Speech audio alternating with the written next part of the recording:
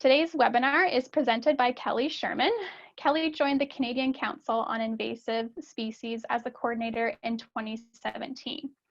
Her previous employment included coordinator of the Ontario Invasive Plant Council and stewardship technician with Kawartha Conservation. Kelly's main role with the CCIS is project management, all things communication, fundraising, partnership building, and event planning. And Kelly is joining us today from Peterborough, Ontario. The Canadian Council on Invasive Species serves as a national voice and hub to protect Canada from the impacts of invasive species. With members and chapters from all corners of Canada, along with governments and businesses, the CCIS brings people together to build practical solutions to prevent the spread of invasive species. This presentation will review in further detail the PlayCleanGo.ca campaign, including available resources, the partnership program, examples of partners across Canada who are implementing this campaign, and plans for future growth of the campaign. Learn how to join forces with like-minded organizations and how you can become a partner of PlayCleanGo.ca. So at this point, I will pass the mic over to you, Kelly, and I hope everyone enjoys the webinar. Great, thank you, Caitlin. That was an awesome introduction, so thank you very much.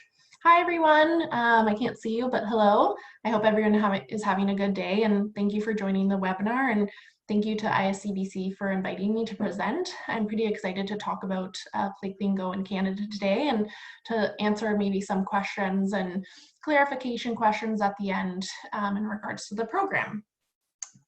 Okay, so as Caitlin mentioned, I've actually been with the council since, the winter of 2017. I had to think for a second. I wasn't sure if it was 2017 or 2018, but time is going by pretty quickly. And I was previously the coordinator of the Ontario Invasive Plant Council as well. So I definitely came from an invasive species background into this role.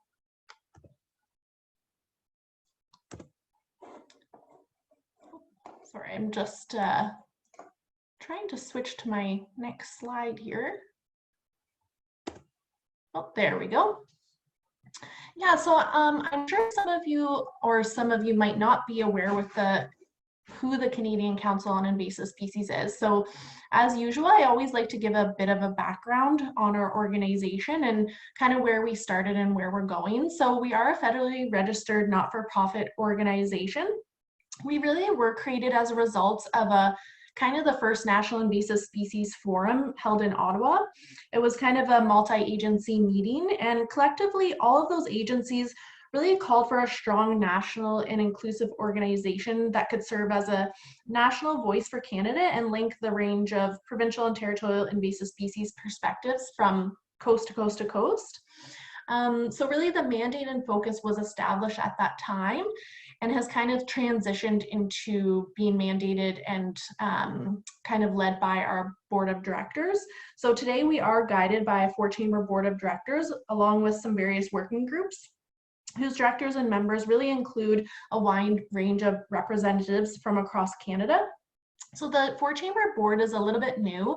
Our governance has slightly changed, but really we saw the need to strengthen our board to ensure a national perspective, as mentioned from the beginning. That really is our goal, but to also include various perspectives from different organizations. So our 4 chambers are governments, including provincial and territorial chapters, which I'll talk about, industry and businesses, and Indigenous organizations as well. So here's just a snapshot of some of the logos of our board of directors. I won't go through everyone, and I think I may have missed updating some of them, but you can also look on our website as well. But that kind of gives you an idea of the various board of directors members made up of invasive species councils, government there, other non-government agencies, industry, that sort of thing. So as mentioned, also have chapters.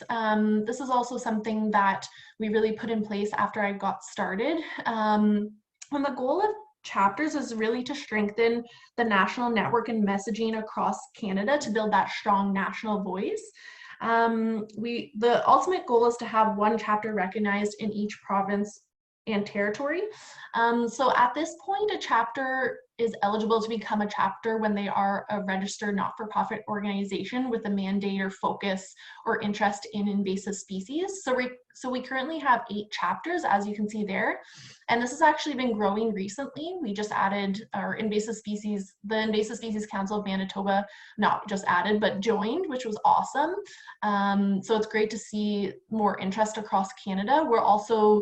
We've also had lots of inquiries into chapters, and one of the also goals of the chapters is to help form invasive species organizations in areas where they are not. So for example, Nova Scotia has shown strong interest in kind of revitalizing the Invasive Species Council there and also joining as a chapter. But our chapters meet 3 to 4 times a year, so we try to facilitate regular dialogue and discuss mutual, like, kind of strategic operational issues. So we try to help the chapters, and they also give us feedback on what they'd like to see the Canadian Council move forward on. So we really try to work collaboratively to develop some clear national messaging as well. And also kind of linking into obviously PlayCleanGo and our other programs. The idea is that, you know, our chapters take a strong role in delivery of our national taking action programs. So kind of adopt them within their organization and implement them within the province and territory. Obviously other organizations can as well, but that's one of the goals of working with chapters also. Okay, so a little bit more about what we do. Really our focus at the kind of inception and has continued into today is focusing on pathways. So really trying to prevent species introduction and movement through those pathways. Obviously, we recognize preventing the spread is definitely key to managing invasive species and getting them before they become established, as we understand the negative aspects of managing them after they become established are quite high. So I'll touch on just briefly at the end a bit of our other campaigns, but kind of our national taking action programs are focused on those pathways like aquatic in regards to clean, drain, dry, gardening in regards to Be Plant Wise, Play Clean Go, terrestrial recreation, BioCoburn Local in regards to firewood, things like that. So as we continue to expand and grow, we will be expanding to other pathways as well, like shipping and Don't Let It Loose and other pathways, Work Clean Go, that kind of thing. Also, we, you know, depending on feedback and that kind of thing from partners and chapters, we might expand into pathways that we haven't recognized yet, but our partners have. Yeah, so we definitely, as a national organization, we try to create our resources as bilingual as possible, which I'll talk about, but that's important to us as well. And again, we're just trying to link organizations across Canada and build that collaboration and collective impact on invasive species.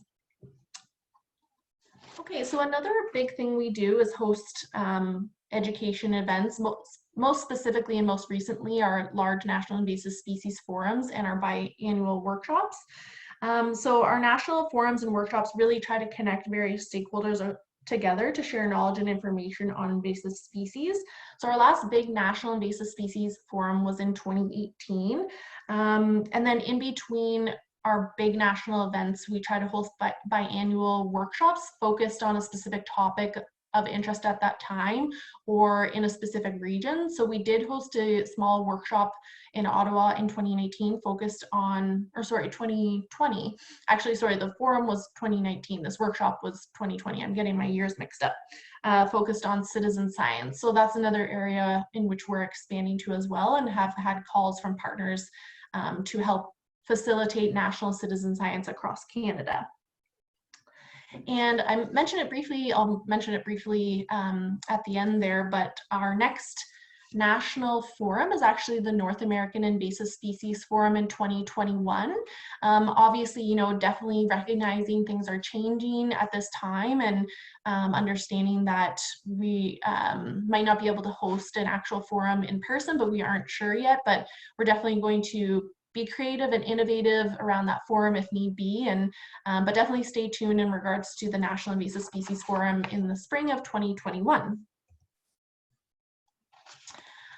Yeah, so we definitely like to work from kind of our action plans and develop goals and objectives based on our partner recommendations and our board guidance.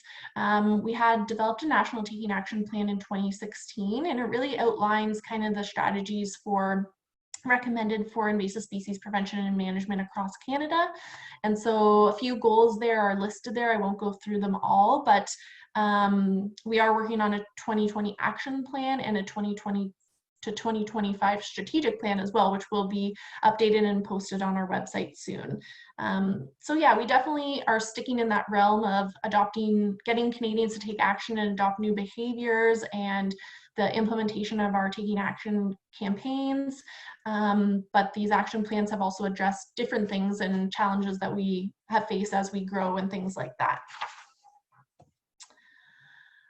I know hopefully this is new to some of you might have seen this before, but I like to always kind of touch on this national baseline survey that we undertook in 2018, as this really established a benchmark of Canadians' knowledge related to invasive species and helps us move and develop our national taking action campaigns moving forward.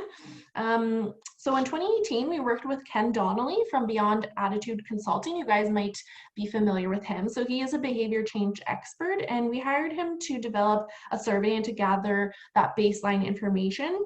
So questions were asked about general awareness and motivators and barriers to taking action, activity levels, and where they get their information and things like that.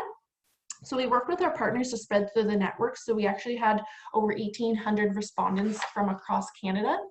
And again, I'd like to touch on this just because our national taking action campaigns, including PlayCleanGo, are based on behavior change. So encouraging Canadians to take action, kind of recognizing the barriers that might be stopping them from taking action, removing those barriers, and then moving forward. So this survey kind of just reiterated that behavior change emphasis and actually provided us with some data to then maybe compare in a year, 2 or 3 years after our campaigns have been in an establishment for a while and see if there's been a change.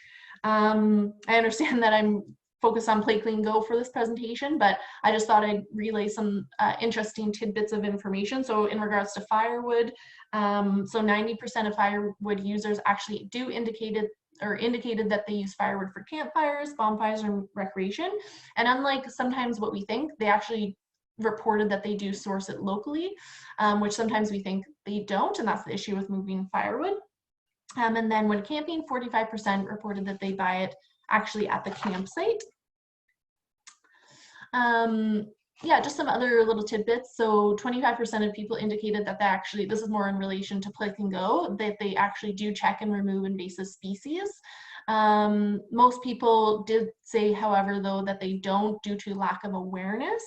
And kind of another summary was that education campaigns like what I'm talking about today do actually motivate people. And then kind of some final takeaways. As we move forward, you know, a lot of people, or there has been kind of studies or things that say, you know, awareness is at its kind of peak, but we need to move into action. But according to our survey, the results indicate that there still needs to be some attention paid to fostering a greater concern of risk of invasive species.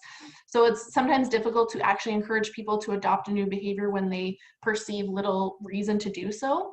However, attitude and awareness are still not enough. Even if aware of the risk, people still might, for example, bring their own firewood if they can't purchase at a low cost or a good quality firewood. So that's another tidbit of information that we were able to take from the survey. Obviously communication, so people like signage, road signs, social media, and workshops, things like that. And then again, kind of relating to our taking action programs and PlayCleanGo, we need to remind people often and secure commitments, which I'll talk about in regards to PlayCleanGo and our Take the Pledge form. Okay, so moving into PlayCleanGo, I just wanted to provide that kind of foundational perspective and information before I get into it. So PlayCleanGo was actually adopted from Minnesota in 2016. So Minnesota started PlayCleanGo. It's now, PlayCleanGo.org is now run by the North American Invasive Species Management Association in the US. So some of you on the line here might have already joined PlayCleanGo.org before Canadian Council adopted it. So when we adopted it and it started expanding in 2018, we did take that partner list and try to encourage people to join the .ca campaign. I think there was just a need to, capacity-wise management for both countries, and also we've tailored some of the resources to suit Canada a little bit better. But ultimately, the goal of this campaign is really to protect valuable natural resources while encouraging people to enjoy the outdoors, taking part in outdoor recreation.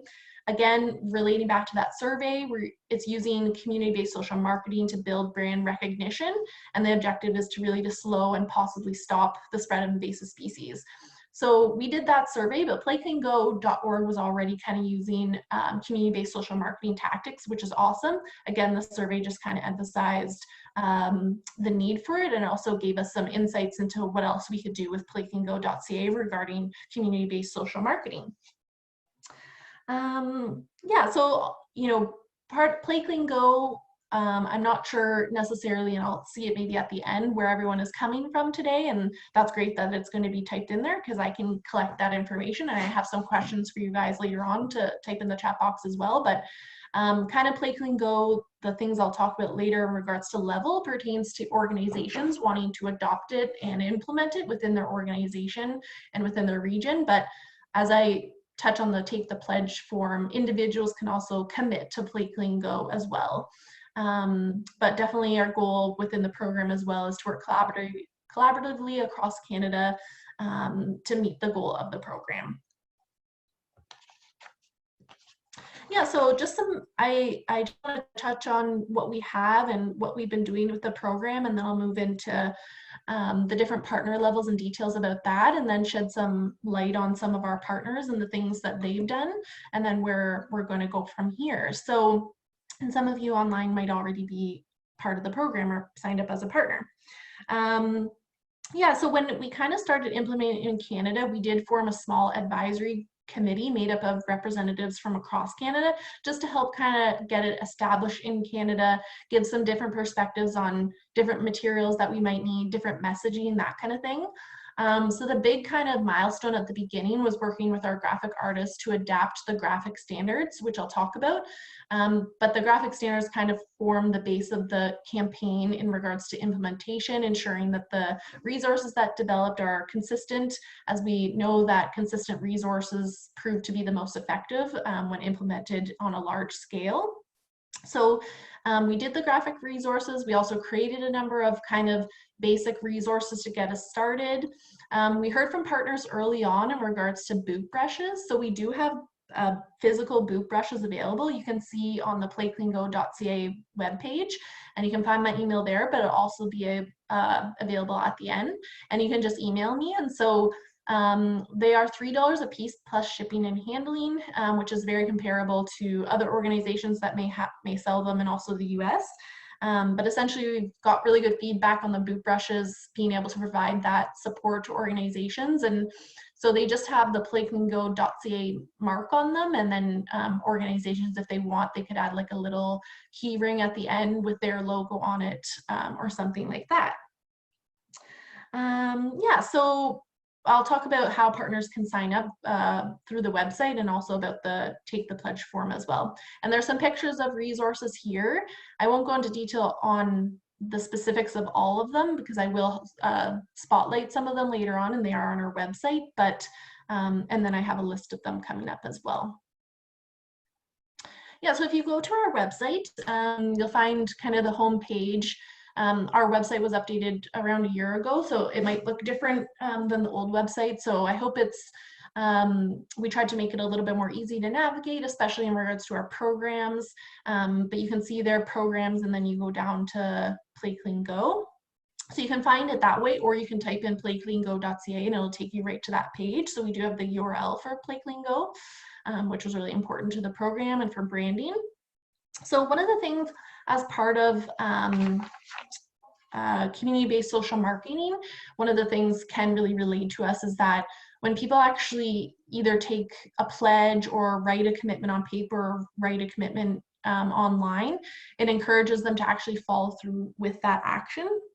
So we have a Take the Pledge for all of our programs. And so the pledge form can be used by organizations or individuals. So either organizations can pledge to adopt the program and then further sign up, or individuals, if they're just browsing and come across this, or they saw a URL on a resource that was delivered by your organization, such as maybe even a social media post that had a link to the Take the Pledge form, they can go on and pledge to take action in regards to PlayCleanGo.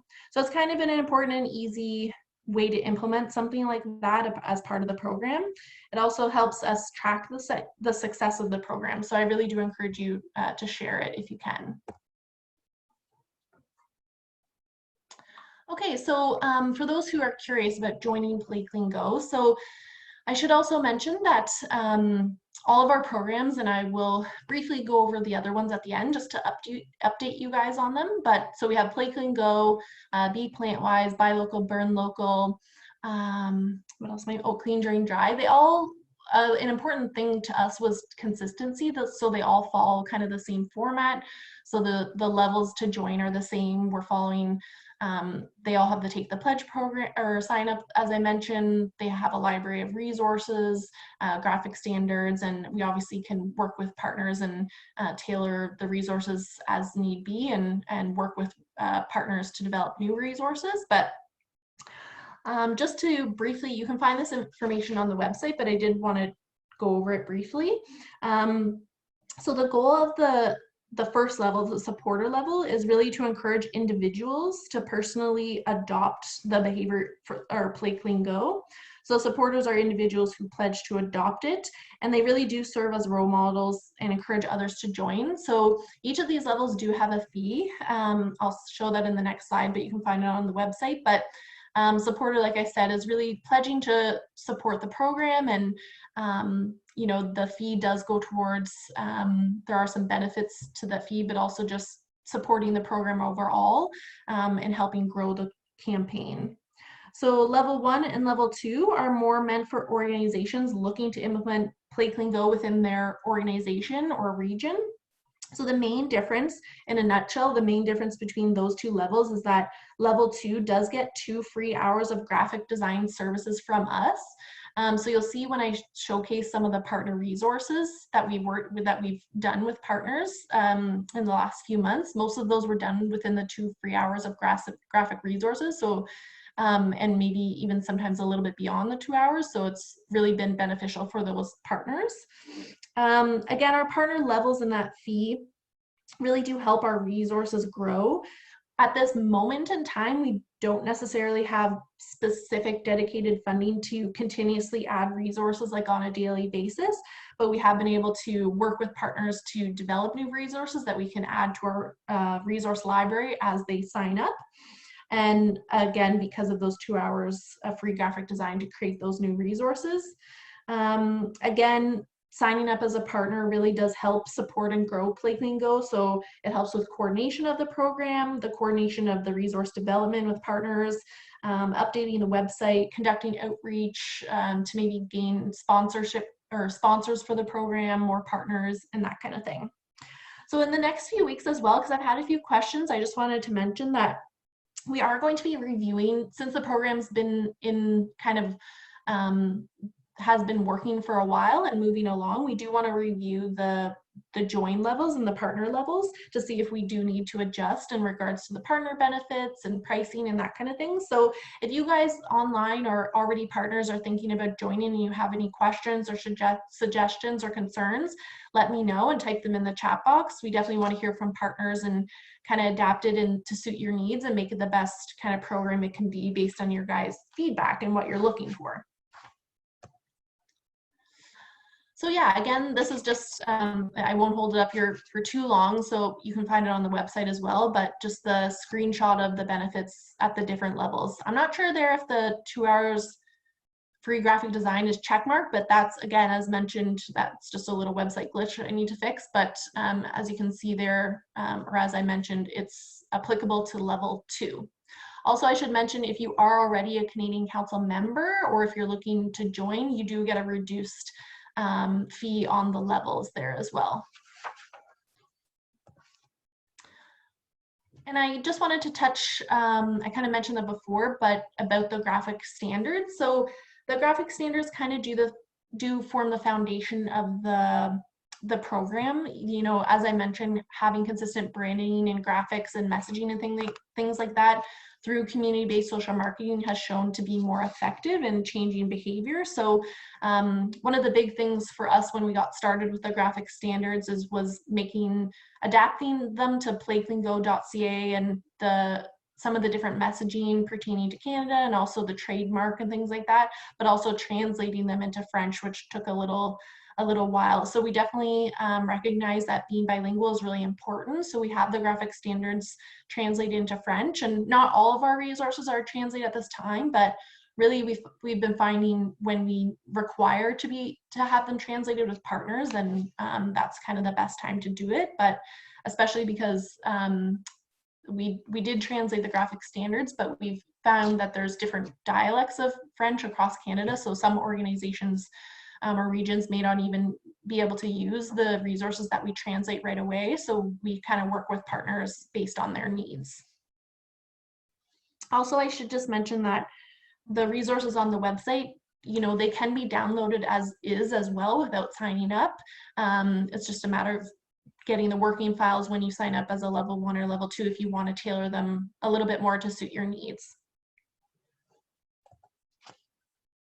Yeah, so this is just a short list kind of the current resources available. So the most popular kind of resource was the boot brush sign, which I'll show in a little bit more detail when I highlight some of our partners. But so we have that template for the boot brush, fact sheet template, some posters, sticker templates, as mentioned, the boot brushes themselves, rat cards, trailhead signs.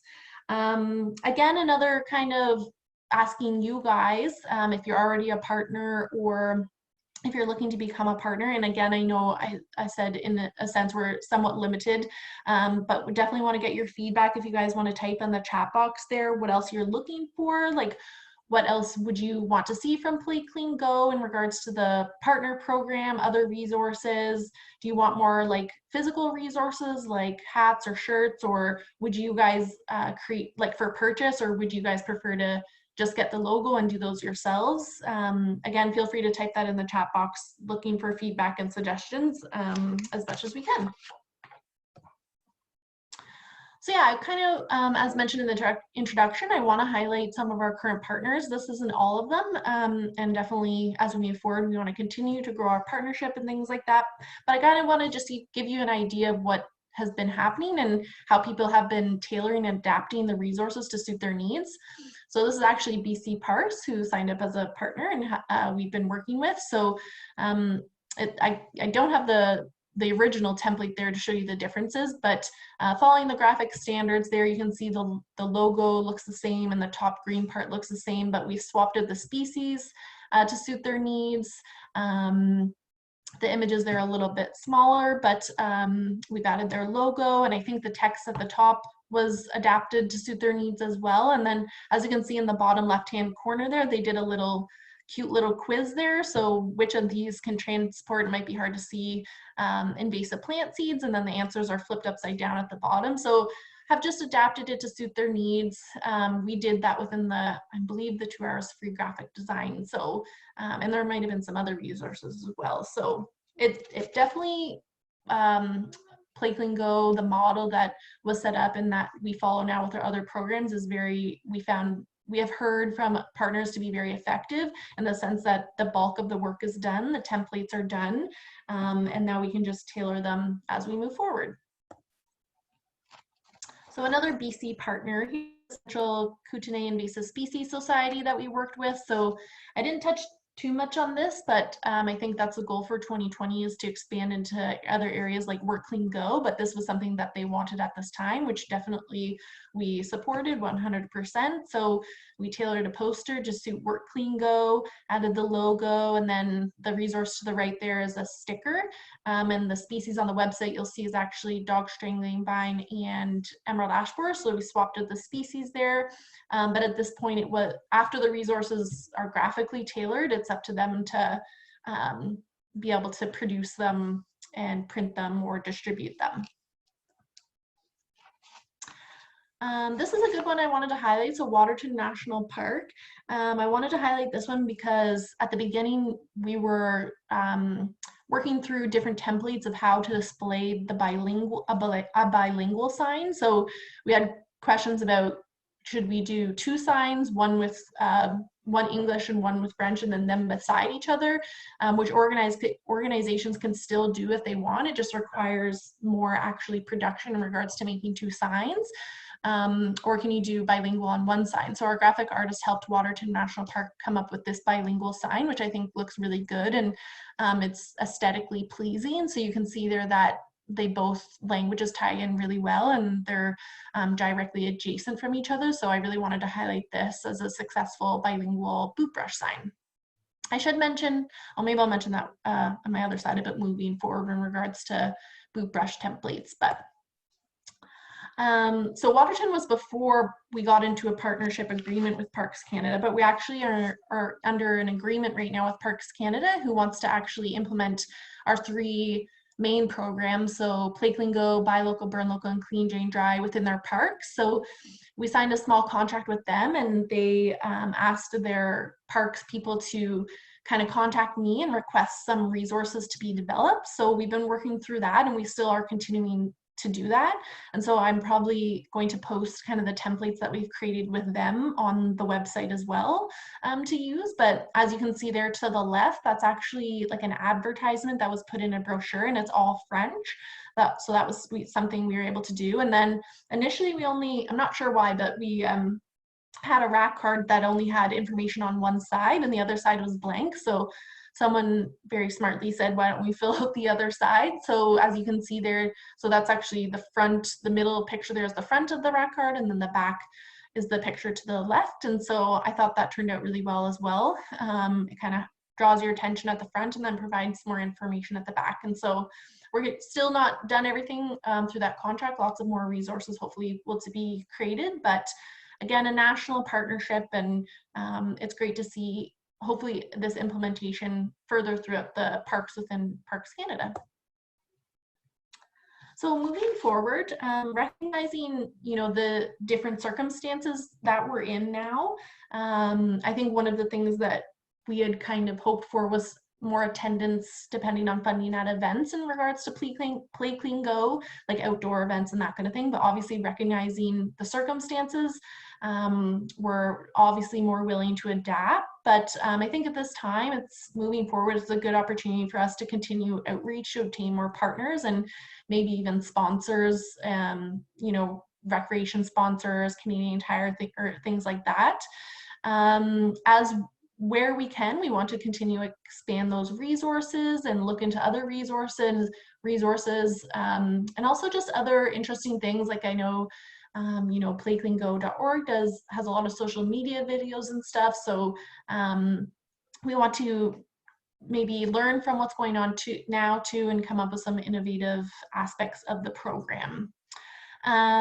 We also, upcoming is Play Clean Go Week, June 6th to 13th. So I'm going to touch on the National Invasive Species Awareness Week in a minute here, but it kind of follows a similar format. It's a little smaller scale, but we'll have some social media graphics for you guys and a toolkit and things like that. And we want to kind of, at this point in time, social media is obviously great to be a part of due to kind of the decrease in being able to get out. So it's a great opportunity to share messages online when people are kind of online a little bit more. So as I mentioned, I'm just going to touch quickly on other programs because they all do kind of tie in, and as I said, follow the same kind of format. So I won't go into complete detail, but Buy Local, Burn Local, similar to Play Clean Go with the partner levels. We have a number of resources available that can be adapted. So we developed in end of 18 or beginning of 19 best practices for retailers, campground owners, and firewood producers. So we have those that can be downloaded and printed and distributed, or partners can sign up and again tailor them if they are, say, I've actually had a retailer join lately and want to hand out some resources so they could add their logo to those resources and print them off and then distribute them. We developed some educational materials as well, invasive species in our forests activity and coloring book, and also an educator's guide. And I just remembered that I actually do have hard copies of these documents. So my email will pop up at the end there, but so we do have hard copies. You can see them online if you want to see them before you order them, but we have them for mail out if you guys are interested. They're really great hands-on books. And then again, we have some posters and a decal for our BioCoburn Local program and continuing to grow where and when we can. Clean, Drain, Dry. BC, you guys are probably familiar with this. We are doing a pilot program of Clean, Drain, Dry as we speak. And so it's in its third year, and at this point in time, the second and third year really focused on implementation. And then we've also had people outside of BC already kind of sign up, like PlayCleanGo, and take the resources that were created through the pilot and start to adapt to them and implement them within their region and territory or province. So we have signs, a decal, rat card, a template for a keychain, and a zebra and quagga mussel fact sheet. So yeah, that program has also started to pick up speed outside of BC as well. Bee plant-wise, our library of resources isn't quite as large as the other programs, but the main thing that we're focusing on with bee plant-wise is our National Voluntary Code of Conduct for the ornamental horticultural industry. And it was developed in partnership by the National Horticultural Invasive Plants Working Group. So we really worked closely with industry on this one and in partnership. And so this is more of like a national voluntary code recognizing that, you know, Grow Me Instead and things like that exist in the provinces and territories already. But this is, and like all of our programs, you know, because sometimes some of the provinces and territories have these programs already, but it's not necessarily meant to replace them, but to support and supplement them. We heard a number of calls for a code of conduct, and to kind of, again, it's a document that can be signed by an organization, so really facilitating that behavior change. So we also have this in hard copy, but I think moving forward, we definitely want to work closely, as mentioned, with our chapters and other partners to get this implemented and rolling across Canada. So moving forward in general for the Canadian Council, definitely, again, a goal and objective is to expand and strengthen our Taking Action campaigns, grow and strengthen our collaboration, and as mentioned, we'll be hosting that 2021 North American Invasive Species Forum that I talked about. And last but not least, I wanted to plug National Invasive Species Awareness Week, which I hope you guys are aware about, but again, I want to plug it where I can. So May 16th to the 23rd, there's the link there to the website. So we have a toolkit available online to guide social media outreach through the week, along with a number of social media graphics, themed days in regards to invasive species. We also have 3 webinars next week. There's the hashtag, but I definitely encourage you to go to the website and look at the webinars and then the toolkit. And just a bit of background on this, we surveyed our partners, I think it was, yeah, in November. And so the reason why this week was chosen is because our partners from across Canada indicated that they wanted a week over a month for National Invasive Species Awareness Week or month. So a week was preferred in the spring. And then we recognize that there's a national week in the spring at the same time in the US. So we did those dates to line up. But the spring for a week was preferred among our partners. So we want to listen to our partners and implement something. So this is the first year, and so there might be little tiny kinks here and there, but it started off really strong based on the feedback that we've gotten. And so we'll continue to do it each year, and it will grow and improve each year as well. So if anyone has any questions, you can obviously email me, and there's my email. And I think that's it.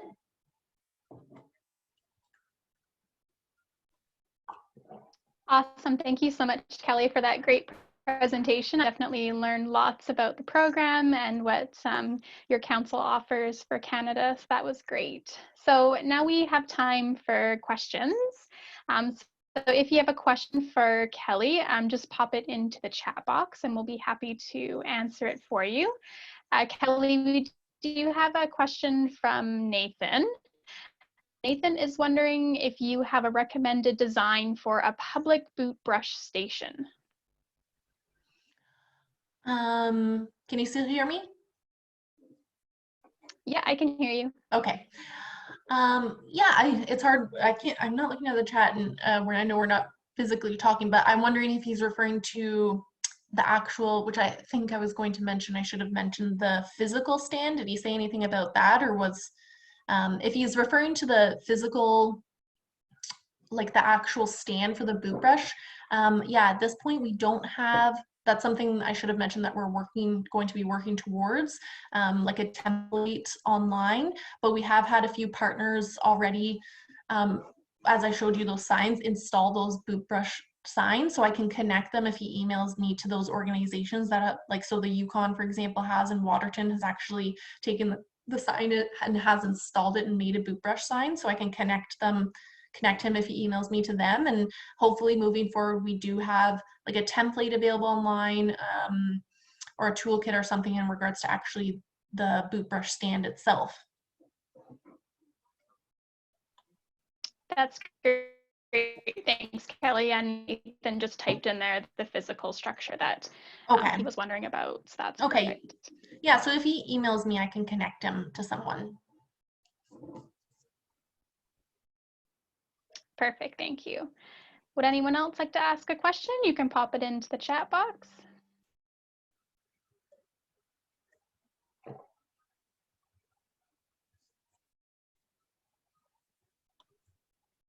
Kelly, I have a question for you. If someone isn't a partner with PlayCleanGo, but maybe they're just a concerned citizen, are they able to order resources off of your website and then distribute them, or do they have to be a partner to do that?